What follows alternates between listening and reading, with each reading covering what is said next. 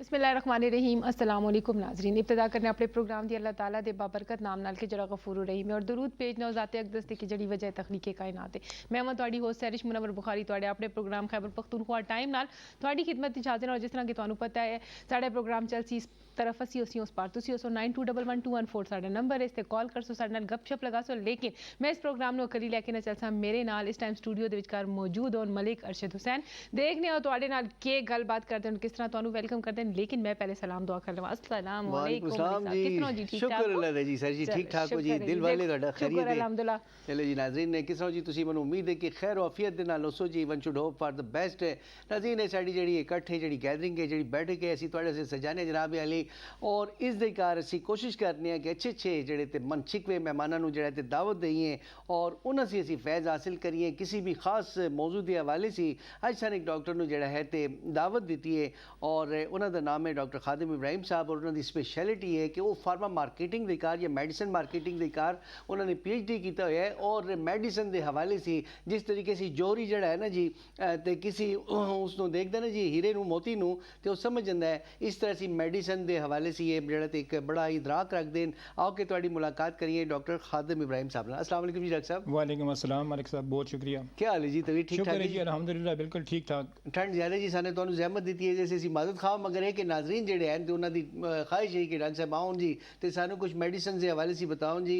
Doctor साहब ये लोग कभी कभी ज़्यादा मेडिसिन ले लेंगे और उस दे नाल जेड़ा है तो सेहत जी है बजाय इस दे कि अच्छी हो ख़राब हो जाती है। कुछ इस तरह से बैलेंस के बारे में बताओ कि मेडिसिन कितनी लेनी चाहिए और किस तरह लेनी चाहिए। इस तरह मलिक साहब बहुत ही आसान तरीका है जो कुछ डॉक्टर ने तुहानू लिखो है उसमें तुसी फॉलो करो। अपनी तरफ से कोई भी मेडिसिन लेने की कोशिश ना करो क्योंकि नीम हकीम खतरा है जान। अगर तुसी खुद अपना इलाज आप करना शुरू कर सो तो उसे भी जाहिर है कि तुहानू फायदे की बजाय नुकसान होने का बड़ा एहतमाम हो सी। जिहड़ी डोज डॉक्टर ने लिखी हुई है जिस टाइम के उत्ते लिखी हुई है तो जिस मिकदार दे विच लिखी हुई है ना उस कमी कर सकते हो अपनी तरफ से ना अपनी तरफ से तुसी ज्यादती कर सकते हो। अगर तुसी इस तरह कर सो तो अपने आप नुकसान मतलब कि उस्तादी नहीं करनी चाहिए अपनी सेहत के नाल बिल्कुल उस्तादी नहीं करनी चाहिए। मगर सर जी अदालत जानी है ना जे सिर दर्द होता है त्यार खुद एक गोली खा लेनी है। नहीं साडा PHU अच्छे डॉक्टर बैठे रहते हैं। मनु ये बताओ डॉक्टर साहब कि हर कार दे विचकार नीम हकीम जरूर होता है और खतरा जान भी जरूर होता है और उन्हां दा ये होता है कि किसी नू अगर कोई सिर दुखदा पिया है या कोई तकलीफ है वो कहते बेगम हो जो एक केमिस्ट नज़दीक है तो मैं गोली लैके आना तो खासो तो ठीक हो जसो। केमिस्ट हजरात भी साढ़े माशाल्लाह जड़ा तो वो इतने समझदार होन कि उन्हां दा इतना एक्सपीरियंस होता है कि तुसी जाने किसी और चीज़ वास्ते वो अगे वो तुहानू 10 चीज़ां और कट के दिखा देंगे कि उससे भी अच्छे फार्मूले साडे कोल पए। शुक्र नहीं करते कि तुहाडे से आसानी कर दें तुसी डॉक्टर ते जा सो केमिस्ट्री तुहानू दवाई दे दे। अच्छा ये भी मैंने देखा मलिक साहब कि अक्सर मैं तुहानू कहवा ना कि मेरे अद्धे सिर दर्द होंदे तुसी कहंदे मेरे भी होंदा है ना मैं ते फलां गोली खाना तो उस नाल मैं बिल्कुल ठीक हो जाना। मैं ये नहीं सोचनी है कि गोली मेरे ते के रिएक्ट करसी या मनूजा फायदा होसी या नुकसान होसी मैं वो गोली लेके इस्तेमाल करना शुरू कर देनी है। इस चीज़ से थोड़े जी रोशनी पाओ कि सेल्फ मेडिकेशन जड़ी है इस दा जड़ा अमल है जिंदगी दे विचकार केवे बिल्कुल नहीं करनी चाहिए जी सेल्फ मेडिकेशन क्योंकि हर मरीज़ की हर इंसान की अपनी प्रोफाइल होंदी है। कोई डायबिटिक है कोई नॉन डायबिटिक है कोई हाइपरटेंसिव का मरीज़ है यानी ब्लड प्रेशर का मरीज़ है कोई नहीं गा किसी न किसी दवाई के नाल एलर्जी हो मतलब साहब एक दवाई खाने एस्पिरिन खाने तो उन्होंने सिर दर्द ठीक हो जाता है। लेकिन ये ज़रूरी नहीं है कि मैं खावा तो मैनू भी उतना ही इफेक्टिव हो सकता है मैनू एस्पिरिन से एलर्जी हो सकता है मनो उस स्टमक प्रॉब्लम हो जाए हो सकता है उस मनो और कोई रिएक्शन हो जाए कोई स्किन द प्रॉब्लम हो जाए तो सेल्फ मेडिकेशन नहीं करनी चाहिए। अपनी सेहत के नाल एक खिलवाड़ है बिल्कुल अपने आप के नाल दुश्मनी है। जिस तरह तुमने किया कैमिस्ट के बारे तो कैमिस्ट जोड़े तो वो अथोराइज्ड हैं सिर्फ डॉक्टर के नुस्खे के मुताबिक दवाई देने दे वो अपनी तरफ से कोई दवाई तो नहीं सजेस्ट कर सकते नहीं दे सकते। ईवन सेम साल्ट वही अगर इंग्रीडिएंट एक दवाई दे भी तो वह भी उन्होंने को इख्तियार नहीं है कि वो दे सकन। अगर कोई इस तरह कर दे तो ज्यादती कर दे जुल्म कर दे तो कानून की खिलाफ वर्जी कर दे ड्रग एक्ट की खिलाफ वर्जी कर दे उसमें किसी सूरत के इंसान की सेहत के नाल खेडने का कोई हक नहीं गा कोई इख्तियार नहीं गा। तो जी सेल्फ मेडिकेशन लोग कर दें कि मैंने ये चीज़ खाधी मैं ठीक हो गया तू भी ये चीज़ खा तू भी इस नाल ठीक हो जैसे मतलब मिग्रेन है इसलिए कितनी किस्म होन हर दवाई की अपनी अपनी किस्म है कि इस किस्म के ये वाली दवाई दसो दूसरी किस्म की ये दवाई दसो तीसरी किस्म की ये दवाई दसो मनो पता नहीं है कि मनो केड़ी किस्म है ठीक है। तो एक दवाई लिख के दी वो बिल्कुल ज़रूरी नहीं है कि मेरे उत्ते फिट आवे।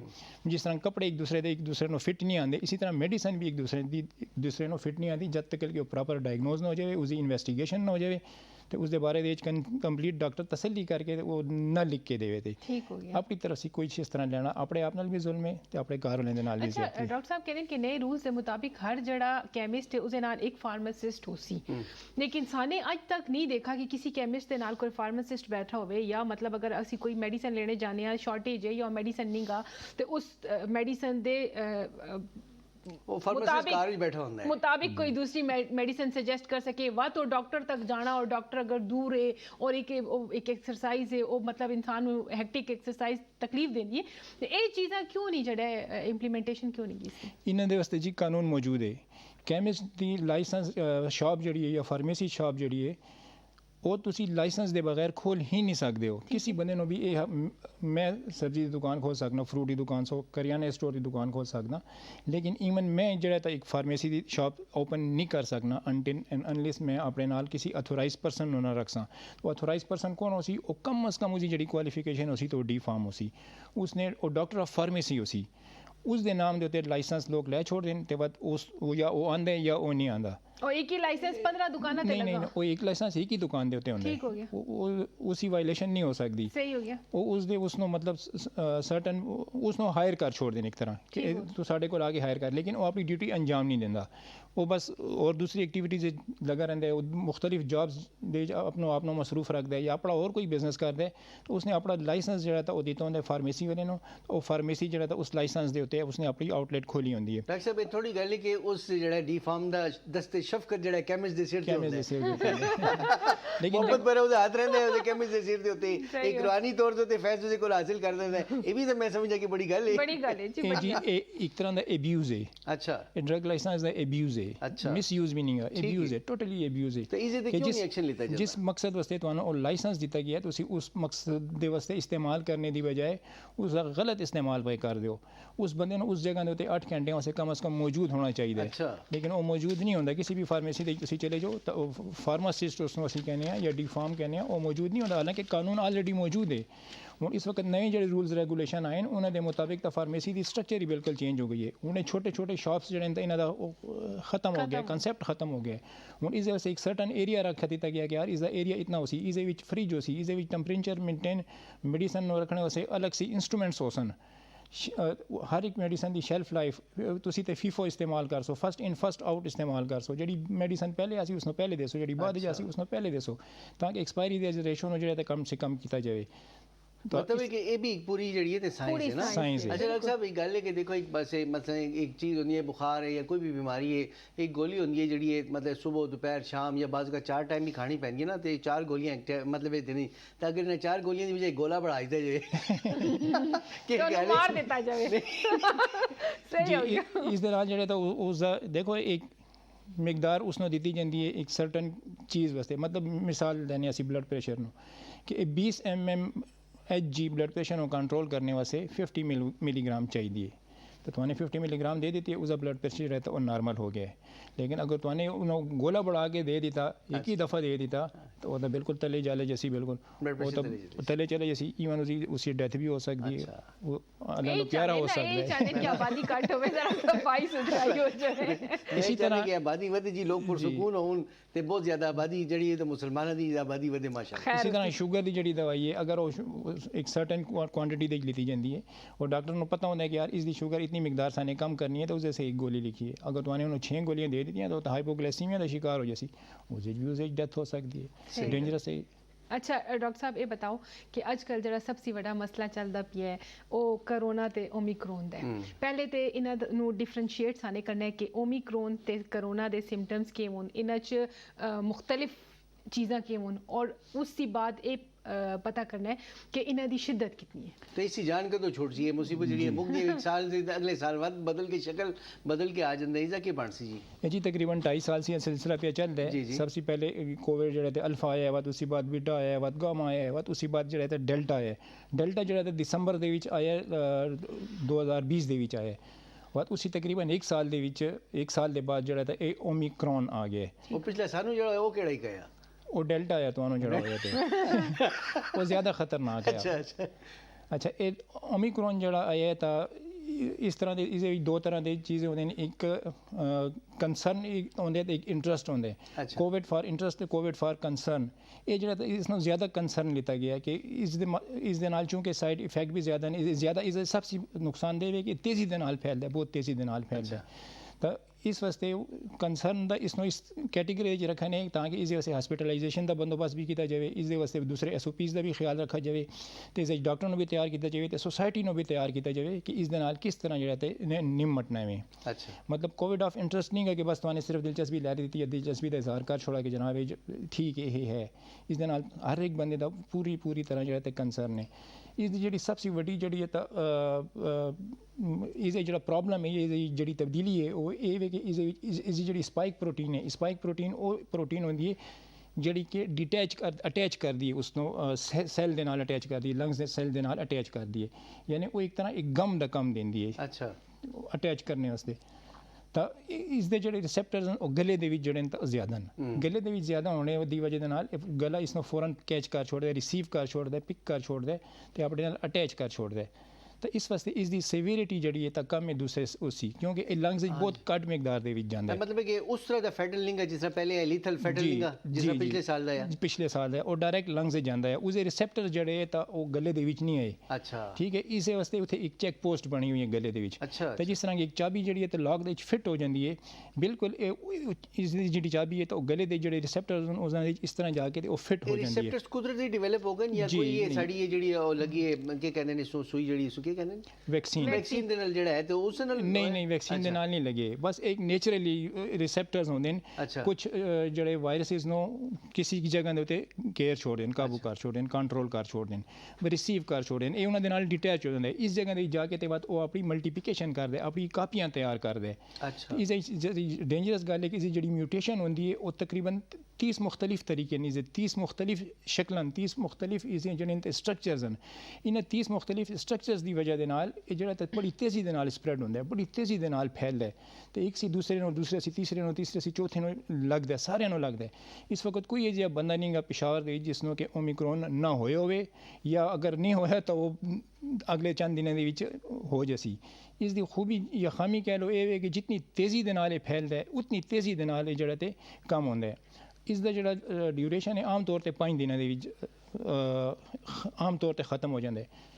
WHO ने, वर्ल्ड हेल्थ ऑर्गेनाइजेशन ने इस वास्ते भी 10 दिनों की जी आइसोलेशन रखी है। अच्छा। लेकिन अमेरिकन ने जड़ा ते दूसरे यूरोपीय ममालिक ने सिर्फ 5 दिन की जैसे आइसोलेशन रखी है। अच्छा। कि सिर्फ 5 दिन अगर तुम आइसोलेट अपने आप कर दो तो इससे आप भी बच सकते हो, तो दूसरे भी खास तौर से दूसरे इसी जड़े बच अच्छा सकते तो ने किया कि 5 दिन, लेकिन इसका जो टेस्ट है वो बाकायदा तौर पे दोबारा रिवाइज नहीं करते 5 दिन बाद, क्योंकि वो कहते हैं कि नहीं ये तकरीबन तुसी 15 से 45 दिन का टाइम पीरियड जड़ा वो दसो तो उसके बाद जड़ा टेस्ट रिवाइज हो सी।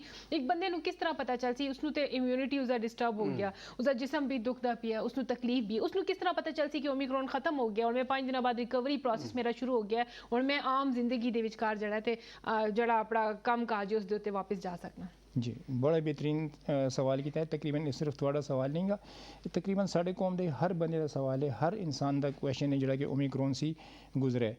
देखो ओमिक्रॉन की जितनियां भी इलामात हैं वो सारिया नज़ले दियां इलामात हैं। इस नक बहंदा है, इस गले दे चुभन महसूस होती है, इस खांसी आती है, सारे लोग पे खांसी ने माशी जैसी बात निकले ना जी मैं बताना खांसी आती है, तो कुछ केसिस उन्होंने जड़े तो उल्टियाँ आंदियां हैं। तो ये 4-5 इलामात हैं। नंबर 1 है कि उन्होंने टैंपरेचर होंदा है, गले की चुभन होती है, खांसी होती है, तो बुखार होंदा है। अच्छा बुखार जो आम तौर पर 2 या 3 दिनों के बाद ख़त्म हो जाता है, लेकिन चूँकि गले की इन्फ्लेमेशन रही है तो वो इन्फ्लेमेशन जी है तो वो कफ कास करती है, तो वो खांसी जी है तो बदस्तूर चंद दिन जी है तो जारी रहती है। अगर किसी ने 5 दिन इसका गुजार छोड़ें तो वो अगर टेस्ट कराया दें तो उसका टेस्ट अगर पॉजिटिव आता है तो इसका मतलब ये नहीं है कि उसको कोविड है, इसका मतलब ये है कि उसने उस टेस्ट ने PCR ने जो वायरस डिटेक्ट किया वो डेड वायरस डिटेक्ट किया है। अच्छा। वो डेड वायरस भी डिटेक्ट कर रहा है तो वो रिजल्ट उसका पॉजिटिव आता है, मैंने उसने एक वायरस की डेड बॉडी जी डिटेक्ट कर छोड़ी है। अच्छा। तो रिपोर्ट तो वही ऐसी कि भाई डिटेक्ट हो गई है, चाहे जिंदा या मुर्दा है उसने डिटेक्ट कर छोड़ा है। तो इस वास्ते वो कुछ दिनों तक या 15 दिनों तक जिस तरह के मैडम ने किया 15-20 दिनों तक या पास केसेस 25 दिनों के बाद भी वो पॉजिटिव आता है। तो इस वास्ते एक दफ़ा ये हो गया 5-6 दिन गुजर गए तक टेस्ट कराने की कोई ज़रूरत नहीं है। अच्छा ਮਤਲਬ ਕਿ ਇਸ ਨੂੰ ਜਿਹੜਾ ਹੈ ਤੇ ਬੰਦਾ ਜ਼ਰਾ ਬੋਲਡਲੀ ਕੌਨਫੀਡੈਂਟਲੀ ਲਵੇ। ਔਰ ਦੂਸਰੀ ਗੱਲ ਹੈ ਕਿ ਇਹ ਸਾਡੀ ਮਤਲਬ ਜ਼ਿੰਦਗੀ ਦਾ ਪਾਰਟ ਐਂਡ ਪਾਰਸਲ ਹੋ ਗਈ ਹੈ ਰੂਟੀਨ ਦੇ ਕਾਰਨ। ਹੁਣ ਮੈਂ ਮਤਲਬ ਹੈ ਕਿ ਸਾਡੇ ਕਾਲਜ ਬਹੁਤ ਸਾਰੇ ਲੋਕ ਜਿਹੜੇ ਆਏ ਤੇ ਉਹ ਖੰਘ ਦੇਣ ਜੀ ਤੇ ਔਰ ਬੜੀ ਜ਼ਿਆਦਾ ਪੇ ਖੰਘ ਦੇਣ ਤੇ ਇਸ ਤਰ੍ਹਾਂ ਕਰਿਆ। ਮੈਂ ਤੁਸੀਂ ਮਾਸ਼ੇ ਜਾਓ किसी जगह भी देखो तो बहुत सारे लोग ਜਿਹੜੇ ਹਨ ਤੇ ਇਸ ਤਰ੍ਹਾਂ ਸੀ ਨਜ਼ਲੇ ਜ਼ੁਕਾਮ ਦਾ ਸ਼ਿਕਾਰ ਹਨ, ਤਾਂ ਉਹਨਾਂ से भी मतलब थोड़ा बच के रहना चाहिए या नहीं? एक रूटीन ਦਾ ਮਾਮਲਾ ਹੈ ਜੀ।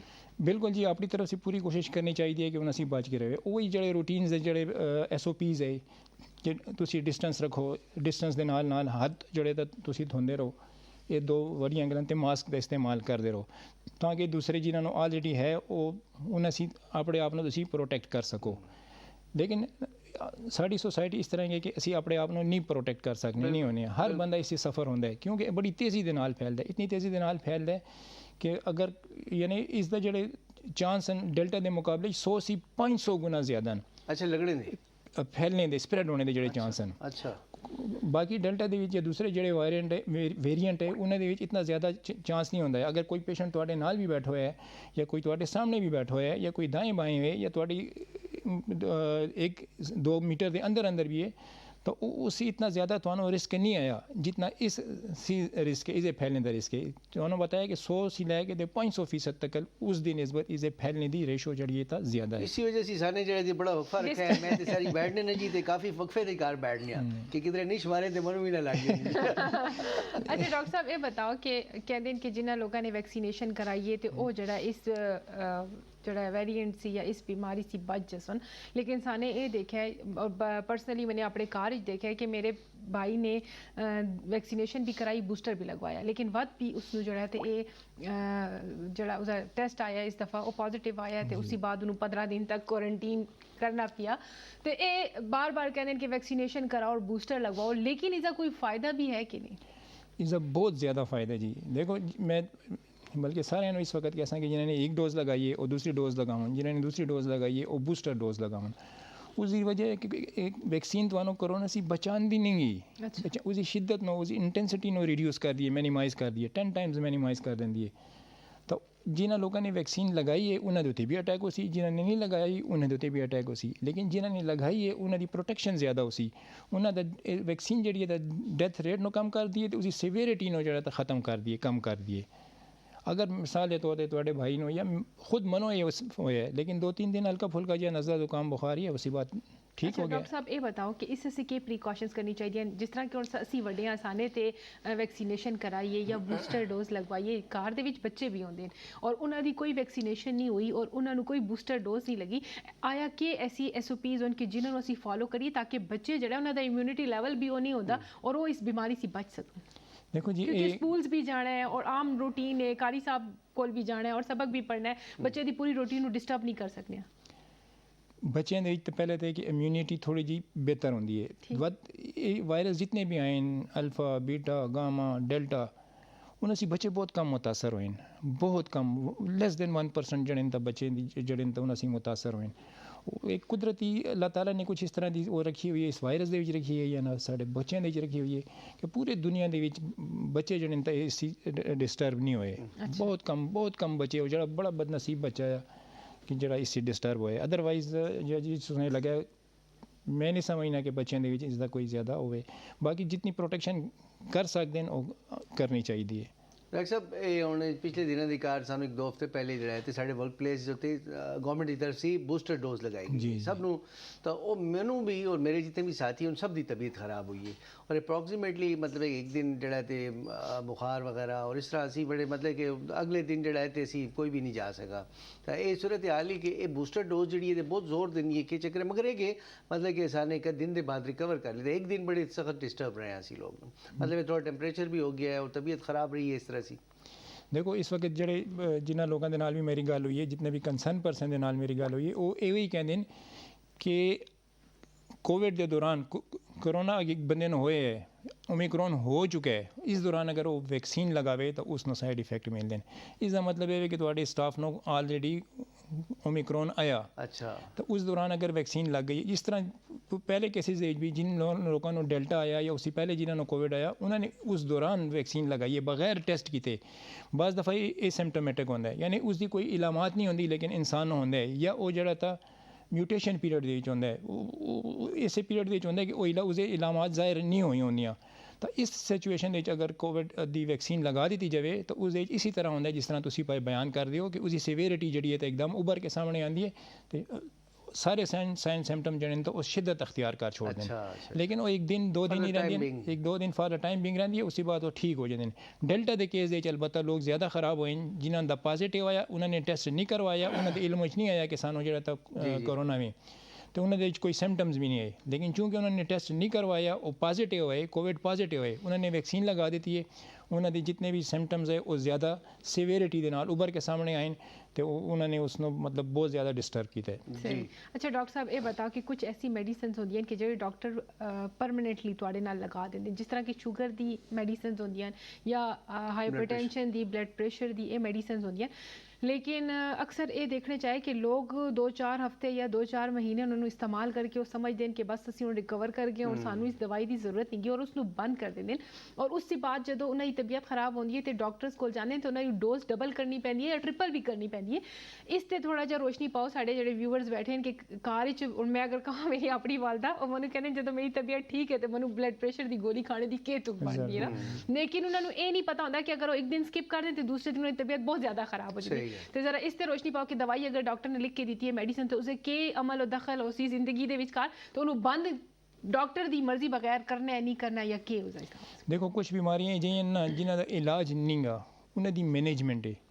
ਇਹ ਜਿਸ ਤਰ੍ਹਾਂ ਹਾਈਪਰਟੈਂਸ਼ਨ ਹੋ ਗਿਆ, ਬਲੱਡ ਪ੍ਰੈਸ਼ਰ ਜਿਸ ਤਰ੍ਹਾਂ ਅਸੀਂ ਕਹਿੰਦੇ ਹਾਂ, ਜਾਂ ਡਾਇਬਟੀਜ਼ ਹੋ ਗਈ ਜਿਸ ਨੂੰ ਅਸੀਂ ਸ਼ੂਗਰ ਕਹਿੰਦੇ ਹਾਂ, ਇਹਨਾਂ ਦਾ ਇਲਾਜ ਕੋਈ ਨਹੀਂ ਗਾ, ਇਹਨਾਂ ਦੀ ਸਿਰਫ ਮੈਨੇਜਮੈਂਟ ਹੈ। ਤੇ ਮੈਨੇਜਮੈਂਟ ਕਿਸ ਤਰੀਕੇ ਤੇ ਵੇ? ਮੈਨੇਜਮੈਂਟ ਇਹਨਾਂ ਦੀ ਮੈਡੀਸਨ ਦੇ ਜ਼ਰੀਏ ਵੇ ਜਾਂ ਇਨਸੂਲਿਨ ਦੇ ਜ਼ਰੀਏ ਵੇ ਜਾਂ ਇੰਜੈਕਸ਼ਨ ਦੇ ਜ਼ਰੀਏ ਵੇ, ਤੁਹਾਨੂੰ ਉਸ ਨੂੰ ਸਿਰਫ ਮੈਨੇਜ ਕਰਨਾ ਹੈ दवाइयाँ खा के इस्तेमाल करके।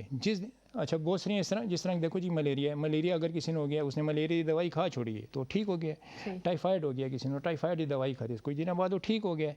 अगर किसी ने ज़ख्म है उसने ज़ख्म की दवाई खा दी है 4-5 दिन 6 दिन तो ठीक हो गया तो उसने दवाई की ज़रूरत नहीं की।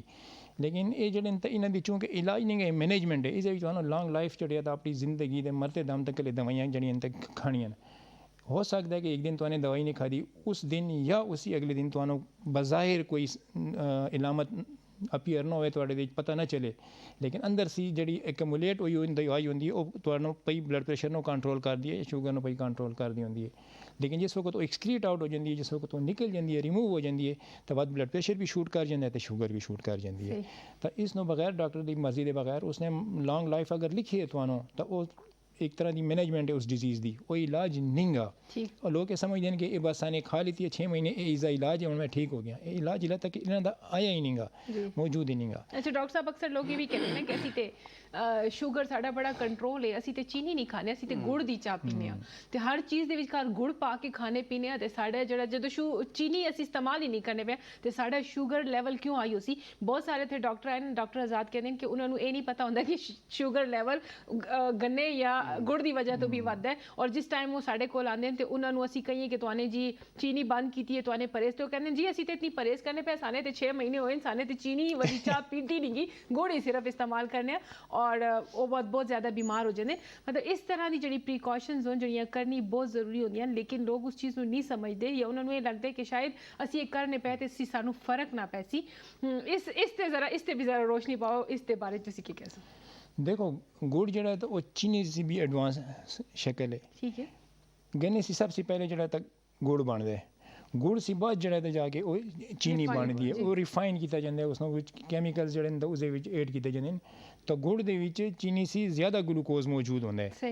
तो ज़रूरी नहीं है कि सिर्फ चीनी के इस्तेमाल के नाल शुगर वधे, हर वो चीज़ जिस कार्बोहाइड्रेट हो सी, मतलब नाशास्ता चीज़ हो सी या मिठास चीज़ हो सी, तो वह खामखा थोड़ा जो शुगर लेवल नो ज़्यादा कर सी, ठीक है ना। तो इस वजह से ज़रूर अच्छा सिर्फ ये भी नहीं कर सकते, जितने भी फल जूसेस हैं ये भी इनक्रीज़ कर दें, ईवन शहद जड़ी है तो वो थोड़ा शुगर लेवल जो इनक्रीज़ कर दिए। हर वो चीज़ जड़ी कि ग्लूकोज होते कंटेन होंगी है वो खामखा थोड़ा शुगर लेवल इनक्रीज़ कर सी। सिर्फ एक गलत बहुत बड़ी गलत फहमी है कि चूँकि मैं शुगर इस्तेमाल नहीं करना पाया वहाँ, लिहाजा चीनी इस्तेमाल नहीं पिया करना, लिहाजा मेरी डायबिटिक कंट्रोल हो सी, ये बहुत बड़ी गलत फहमी है। खाली रोटी भी बंदा खा लेना जी तो वो भी जड़ा है तो जितने भी कार्बोहाइड्रेट्स बिल्कुल बिल्कुल ਬਿਲਕੁਲ। ਜਿਹੜਾ ਹੈ ਤੇ ਬੰਦੇ ਨੂੰ ਨੁਕਸਾਨ ਪਹੁੰਚਾਉਂਦੀ। ਡਾਕਟਰ ਸਾਹਿਬ ਹੁਣ ਇਸ ਤਰਫ ਜ਼ਰਾ ਆਨੇ ਆ, ਇੱਕ ਜਿਹੜਾ ਇੱਕ ਸਪੈਸ਼ਲ ਇੱਕ ਆਮ ਆਦਮੀ ਦੇ ਵਾਸਤੇ ਇੱਕ ਮਸਲਾ ਹੈ ਕਿ ਇੱਕ ਜਿਹੜਾ ਤੇ ਦਵਾਈ ਹੈ ਉਹ 100 ਰੁਪਏ ਦਾ ਪਲਤਾ ਮਿਲਦਾ ਹੈ, ਠੀਕ ਹੈ ਜੀ, ਉਸ ਦੇ ਨਾਲ ਦੀ ਦੂਸਰੀ ਕੰਪਨੀ ਦਾ ਜਿਹੜਾ 50 ਦਾ ਮਿਲਦਾ ਹੈ, ਇੱਕ ਦਾ 25। ਅੱਛਾ ਸਾਡੇ ਹਮਸਾਇਆ ਮੁਲਕ से भी कुछ मगल हो के दवाइयाँ आंदियां कारखानों मार्केट अगे पिछे विकदियां, ਉਹ ਹੀ ਪਲਤਾ ਜਿਹੜਾ 10 ਰੁਪਏ ਦਾ ਮਿਲਦਾ ਹੈ ਤੇ ਇਹਨਾਂ ਦੀ ਕਾਰ ਹੈਸ਼ ਚੀਜ਼ ਉਹੀ ਹੈ, ਫਾਰਮੂਲਾ ਉਹੀ ਹੈ, ਮਗਰ ਕੰਪਨੀਆਂ ਜੁਦਾ ਜੁਦਾ ਇੱਕ ਕਮਾਲ ਹੁੰਦਾ ਜੀ ਕਿ ਮਤਲਬ ਹੈ ਕਿ ਚੀਜ਼ ਉਹੀ ਹੈ, ਸਾਲਟ ਉਹੀ ਹੈ, ਤਾਂ ਉਹ ਮੁxtਲਿਫ ਕੰਪਨੀਆਂ ਦੇ ਮੁxtਲਿਫ ਰੇਟ ਹੁੰਦੇ ਨੇ। ਇਹ ਬਹੁਤ ਪਾਕਿਸਤਾਨ ਦੇ ਵਿੱਚ ਬਹੁਤ ਜ਼ਿਆਦਾ ਕਾਮਨ ਪ੍ਰੈਕਟਿਸ ਹੈ। ਕੋਈ ਇੱਕ ਦਵਾਈ ਹੈ, ਮੈਂ ਮਿਸਾਲ ਤੁਹਾਨੂੰ ਦੇਣਾ, ਜਿਸ ਤਰ੍ਹਾਂ ਸਿਪਰੋਫਲॉक्सासिन ਹੈ, ਉਹ 700 ਰੁਪਏ ਦੀ ਵੀ ਹੈ, ਉਹ 50 ਰੁਪਏ ਵੀ ਤੁਹਾਨੂੰ ਮਿਲ ਜਾਂਦੀ ਹੈ। ਬਿਲਕੁਲ ਫਰਕ ਜਿਹੜਾ ਤਾਂ ਉਸਦੀ ਬਹੁਤ ਜ਼ਿਆਦਾ ਹੁੰਦਾ। ਇੱਕ ਤਾਂ ਇਹ ਕਿ ਜਿਨ੍ਹਾਂ ਲੋਕਾਂ ਨੇ ਰਿਸਰਚ ਕੀਤੀ ਹੁੰਦੀ ਹੈ, ਜਿਸ ਕੰਪਨੀ ਨੇ ਰਿਸਰਚ ਕੀਤੀ ਹੁੰਦੀ ਹੈ, ਉਹਨਾਂ ਨੇ ਉਸ ਉੱਤੇ ਬਹੁਤ ਜ਼ਿਆਦਾ ਇਨਵੈਸਟ ਕੀਤਾ ਹੁੰਦਾ ਹੈ। ਉਹ ਇੱਕ ਬ੍ਰਾਂਡ ਹੁੰਦਾ ਹੈ। ਜਿਸ ਤਰ੍ਹਾਂ ਦੇਖੋ ਹੁਣ ਤੁਸੀਂ ਖੱਡੀ ਦੇ ਕੱਪੜੇ ਪਹਿਨਦੇ ਹੋ ਤਾਂ ਖੱਡੀ ਦੇ ਉਹ ਵੀ ਸ਼ਲਵਾਰ ਕਮੀਜ਼ ਲੈਂਦੇ ਹੋ, ਇੱਕ ਆਮ ਜਿਹੜਾ ਬਾਜ਼ਾਰ 'ਚ ਜਾ ਕੇ ਲੈਂਦੇ ਉਹਦੇ ਵੀ ਦੋਨੋਂ ਦੇ ਰੇਟਸ ਦੇ ਵਿੱਚ ਜਿਹੜੇ ਤਾਂ ਫਰਕ ਹੁੰਦੇ ਨੇ। ਇਸੇ ਤਰ੍ਹਾਂ ਇਹਨਾਂ ਦੇ ਬ੍ਰਾਂਡਸ ਦੇ ਵਿੱਚ ਵੀ ਤੇ ਜਿਹੜੇ ਜੈਨਰਿਕਸ ਹਨ ਉਹਨਾਂ ਦੀਆਂ ਕੀਮਤਾਂ ਦੇ ਵਿੱਚ ਵੀ ਫਰਕ ਹੁੰਦਾ ਹੈ। ਇਨਗਰੀਡੀਐਂਟਸ ਦੋਨੋਂ ਦੇ ਇੱਕ ਹੁੰਦੇ ਨੇ, ਲੇਕਿਨ ਜ਼ਰੂਰੀ ਨਹੀਂ ਹੈ ਕਿ ਇਨਗਰੀਡੀਐਂਟਸ ਇੱਕ ਹੋਣੇ ਦੇ ਨਾਲ ਉਹਨਾਂ ਦੀ ਐਫੀਕੇਸੀ ਵੀ ਇੱਕ ਹੀ ਹੋਵੇ। ਇਹਨਾਂ ਦੀ ਬਹੁਤ ਸਾਰੀਆਂ ਚੀਜ਼ਾਂ ਜਿਹੜੀਆਂ ਤਾਂ ਮੈਟਰ ਕਰਦੀਆਂ ਹਨ, ਜਿਸ ਦੇ ਵਿੱਚ ਉਹਨਾਂ ਦੇ ਨਾਨ ਐਕਟਿਵ ਇਨਗਰੀਡੀਐਂਟ ਮੈਟਰ ਕਰਦੇ ਨੇ। ਇਸ ਦੇ ਇਲਾਵਾ ਉਸ ਦੇ ਵਿੱਚ ਜਿਹੜਾ ਤਾਂ ਮੈਨੂਫੈਕਚਰਿੰਗ ਮੈਥਡ ਜਿਹੜਾ ਤਾਂ ਉਹ ਬਹੁਤ ਜ਼ਿਆਦਾ ਮੈਟਰ ਕਰਦਾ ਹੈ। ਇਸ ਦੇ ਵਿੱਚ ਟੈਕਨੀਕਸ ਬਹੁਤ ਜ਼ਿਆਦਾ ਮੈਟਰ ਕਰਦੀਆਂ ਹਨ। ਇਸ ਦੇ ਵਿੱਚ ਟੈਂਪਰੇਚਰ ਬੜਾ ਜ਼ਿਆਦਾ ਮੈਟਰ ਕਰਦਾ ਹੈ। ਇਸ ਵਿੱਚ ਕੁਆਲਿਟੀ ਇੰਸ਼ੋਰੈਂਸ ਜਿਹੜੀ ਹੈ ਤਾਂ ਬਹੁਤ ਜ਼ਿਆਦਾ ਮੈਟਰ ਕਰਦੀ ਹੈ। ਤਾਂ ਉਹ ਤੁਹਾਡੀ ਗੱਲ ਠੀਕ ਹੈ ਕਿ ਉਹ ਉਸ ਦੇ ਵਿੱਚ ਕੀਮਤ ਜ਼ਿਆਦਾ ਹੈ ਤੇ ਇਸ ਦੀ ਕੀਮਤ ਕਮ ਹੈ, ਤਾਂ ਡੈਫੀਨੇਟਲੀ ਦੋਨੋਂ ਦੀ ਕੁਆਲਿਟੀ ਦੇ ਵਿੱਚ ਵੀ ਫਰਕ ਹੁੰਦਾ ਹੈ। ਇਨ ਐਕਚੁਅਲ ਇਨਗਰੀਡੀਐਂਟ ਦੋਨੋਂ ਦੇ ਵਿੱਚ ਇੱਕ ਹੀ ਹੋ ਸੀ, ਲੇਕਿਨ ਦੋਨੋਂ ਦੀ ਕੁਆਲਿਟੀ ਦੇ ਵਿੱਚ, ਐਫੀਕੇਸੀ ਦੇ ਵਿੱਚ, ਉਹਨਾਂ ਦੇ ਐਬਜ਼ਾਰਬ ਹੋਣੇ ਦੇ ਲੈਵਲ ਦੇ ਵਿੱਚ ਤੇ ਉਹਨਾਂ ਦੇ ਡਿਸਟ੍ਰੀਬਿਊਟ ਹੋਣੇ ਦੇ ਲੈਵਲ ਦੇ ਵਿੱਚ, ਉਹਨਾਂ ਦੇ ਸਾਈਟ ਆਫ ਇਨਫੈਕਸ਼ਨ ਦੇ ਵਿੱਚ ਪਹੁੰਚਣੇ ਦੇ ਵਿੱਚ, ਹਰ ਚੀਜ਼ ਦੇ ਵਿੱਚ ਜਿਹੜਾ ਤੇ ਫਰਕ ਹੋ ਸੀ। ਅਸੀਂ ਕਹਿ ਸਕਦੇ ਹਾਂ ਕਿ ਜਿਹੜੀ ਮਹਿੰਗੀ ਦਵਾਈ ਹੈ ਉਹ ਜਿਹੜੀ ਹੈ ਤੇ ਜ਼ਿਆਦਾ ਇਫੈਕਟਿਵ ਹੈ, ਬਸ ਅਗਰ ਆਮ ਆਦਮੀ ਦੇ ਵਾਸਤੇ ਆਸਾਨ ਕਰਦੀ ਹੈ ਇਸ ਨੂੰ, ਇਹ ਠੀਕ ਹੈ? ਇਹ ਗੱਲ ਵੀ ਤੁਹਾਡੀ ਦਰੁਸਤ ਨਹੀਂ ਗੀ। ਹਰ ਮਹਿੰਗੀ ਦਵਾਈ ਜਿਹੜੀ ਹੈ ਤਾਂ ਉਹ ਸੀ। ਦੇਖੋ ਇੱਕ ਹੀ ਕੈਟੇਗਰੀ ਦੇ ਵਿੱਚ 500 ਵਾਲੀ ਦਵਾਈ ਵੀ ਹੈ, 400 ਵਾਲੀ ਵੀ ਹੈ, 300 ਵਾਲੀ ਵੀ ਹੈ ਤੇ 200 ਵਾਲੀ ਵੀ ਹੈ। ਤੇ ਬਹੁਤ ਜ਼ਿਆਦਾ ਅਗਰ ਤੇਰੇ ਆ ਜਾਓ ਤਾਂ ਤੁਹਾਨੂੰ 30 40 50 ਰੁਪਏ ਵਾਲੀ ਮਿਲ ਸੀ। ਤੁਹਾਨੂੰ ਦੇਖੋ ਸੀ ਜਿਸ ਵਕਤ ਤੁਸੀਂ ਡਾਕਟਰ ਦੇ ਕੋਲ ਜਾਂਦੇ ਹੋ ਤਾਂ ਉਹ ਸਭ ਤੋਂ ਪਹਿਲੇ ਤੁਹਾਡੇ ਪ੍ਰੋਫੈਸ਼ਨ ਦੇ ਬਾਰੇ ਦੇ ਪੁੱਛਦਾ ਹੈ ਕਿ ਤੁਸੀਂ ਕੀ ਕੰਮ ਕਰਦੇ ਹੋ। ਜਿਸ ਵਕਤ ਤੁਸੀਂ ਆਪਣਾ ਪ੍ਰੋਫੈਸ਼ਨ ਬਤਾ ਛੋੜਦੇ ਹੋ ਉਸਨੂੰ, ਤਾਂ ਉਸ ਹਿਸਾਬ ਦੇ ਨਾਲ ਬਾਅਦ ਉਸ ਨੂੰ ਤੁਹਾਨੂੰ ਉਸੀ ਮੁxtਲਿਫ ਕੰਪਨੀ ਦੀ ਦਵਾਈ ਪ੍ਰੈਸਕ੍ਰਾਈਬ ਕਰਦਾ ਤੇ ਉਸਦੀ ਡੋਜ਼ ਨੂੰ ਵੀ ਤੁਹਾਡੇ ਵਾਸਤੇ ਐਡਜਸਟ ਕਰਦਾ।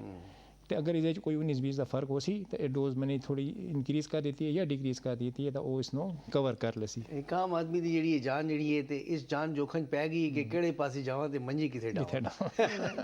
ਕੀ ਤਸਵੀਰ ਤੁਸੀਂ ਇਹਦੇ ਤੇ ਕਰ ਸਕਦੇ? मैं इस पे तबसरा कर सा जी, खाना पीना छोड़ दो लेकिन दवाइयाँ ना छोड़ो, क्योंकि ये बहुत ज़रूरी है। अक्सर लोग डॉक्टर्स ये कहते हैं कि जी दवाई साने दे दी है तो तुसी इस दे विचकार रद्दो बदल ना करो, और बड़ाए मेहरबानी कि जदों तुसी दवाई लेने जाओ तो अगर उस कंपनी दी या वो दवाई नहीं मिलती तो तुसी अपने डॉक्टर ਨੂੰ ਦੁਬਾਰਾ ਕੰਸਰਨ ਕਰੋ, ਨਾ ਕਿ ਕੈਮਿਸਟ ਦੇ ਕਹਿਣੇ ਤੇ ਤੁਸੀਂ ਖੁਦ ਬਖੁਦ ਹੀ ਦਵਾਈ ਚੇਂਜ ਕਰਕੇ ਕਿਸੇ ਹੋਰ ਕੰਪਨੀ ਦੀ ਚੁੱਕ ਕੇ ਲੈ ਔਰ ਖਾਓ, ਔਰ ਬਾਅਦ ਤੁਸੀਂ ਕਹੋ ਕਿ ਮੈਨੇ ਜੀ ਡਾਕਟਰ ਨੂੰ ਇਤਨੀ ਫੀਸ ਦਿੱਤੀ ਤੇ ਇਸ ਦੀ ਦਵਾਈ ਦਾ ਮੈਨੂੰ ਫਾਇਦਾ ਨਹੀਂ ਹੋਇਆ। ਅੱਛਾ, ਇੱਕ ਹੋਰ ਮਜ਼ੇ ਦੀ ਗੱਲ ਤੁਹਾਨੂੰ ਬਤਾਵਾਂ ਕਿ ਕੈਮਿਸਟ ਤੁਹਾਨੂੰ ਉਹ ਦਵਾਈ ਦੇਣੇ ਦੇ ਵਿੱਚ ਜ਼ਿਆਦਾ ਦਿਲਚਸਪੀ ਦਾ ਇਜ਼ਹਾਰ ਕਰਦਾ ਜਿਸ ਦੇ ਵਿੱਚ ਪ੍ਰੋਫਿਟ ਮਾਰਜਨ ਜ਼ਿਆਦਾ ਹੁੰਦਾ ਹੈ। ਅੱਛਾ, ਤਾਂ ਉਹ ਇਹ ਦੇਖਦਾ ਕਿ ਇਹ ਕੰਪਨੀ ਦੀ ਦਵਾਈ ਮੈਨੇ ਇਸ ਨੂੰ ਦੇ ਦਿੱਤੀ ਹੈ, ਇਸ ਦੇ ਵਿੱਚ ਮੈਨੂੰ ਸਿਰਫ 15 ਰੁਪਏ ਪਏ ਬਾਈ ਦਿਨ। ਅੱਛਾ, 15% ਡਿਸਕਾਊਂਟ ਹੁੰਦਾ ਰਿਟੇਲ ਦੇ ਟ੍ਰੇਡ ਦੇ ਦਰਮਿਆਨ। लेकिन अगर इसमें फ़लान दवाई दे दी थी तो इस मनो जो 50 रुपये पे बचता है, तो उस ज़ाहिर इंटरस्ट 50 रुपये कमाने की ज़्यादा उसी सिर्फ बजाय 15 रुपये कमाने दे। तो कैसी कि एक ही चीज़ है जी, इस कोई फ़र्क नहीं गा, सिर्फ कंपनी का फ़र्क है, बस फार्मूला जो है एक ही है, ये तुसी ले जाओ तो उसी तरह का ही आराम मिल सी। अच्छा, वो मिस गाइड कर दे असल में। अच्छा, कॉमन सिर्फ अपने पैसे की खातर अपने ਕਾਮਨ ਪ੍ਰੈਕਟਿਸ ਇਹ ਵੀ ਹੈ ਡਾਕਟਰ ਸਾਹਿਬ ਕਿ ਤੁਸੀਂ ਕਿਸੇ ਡਾਕਟਰ ਕੋਲ ਚਲੇ ਜਾਓ ਤੇ ਕੰਮ ਦੀਆਂ 2 ਹੀ ਦਵਾਈਆਂ ਹੁੰਦੀਆਂ ਤੇ 15 ਜਿਹੜੀਆਂ ਨਾਲ ਸਪਲੀਮੈਂਟਸ ਤੁਹਾਨੂੰ ਦੇ ਦੇਣ, ਤਾਂ ਇਤਨੇ ਐਕਸਪੈਂਸਿਵ ਹੁੰਦੇ ਨੇ ਕਿ ਇੱਕ ਆਮ ਗਰੀਬ ਬੰਦੇ ਦੀ ਪਹੁੰਚ ਸੀ ਉਹ ਬਾਹਰ ਹੁੰਦੇ ਨੇ। ਇੱਕ ਤੇ ਉਹ 1500 ਸੀ 2000 ਰੁਪਇਆ ਫੀਸ ਵੀ ਦਿੰਦਾ ਤੇ ਉਸ ਦੇ ਨਾਲ ਤੁਸੀਂ ਦੁਨੀਆ ਦੇ ਮਲਟੀ ਵਿਟਾਮਿਨਸ ਉਸ ਨੂੰ ਲਿਖ ਕੇ ਦੇ ਦਿੰਦੇ ਹੋ ਕਿ ਜਿਸਦਾ ਉਸ ਬਿਮਾਰੀ ਨਾਲ ਜਾਂ ਉਹਦੇ ਨਾਲ ਕੋਈ ਕੰਸਰਨ ਨਹੀਂ ਹੁੰਦਾ। ਇਸ ਤੇ ਤੁਸੀਂ ਕੁਝ ਤਬਸਰਾ ਕਰੋ।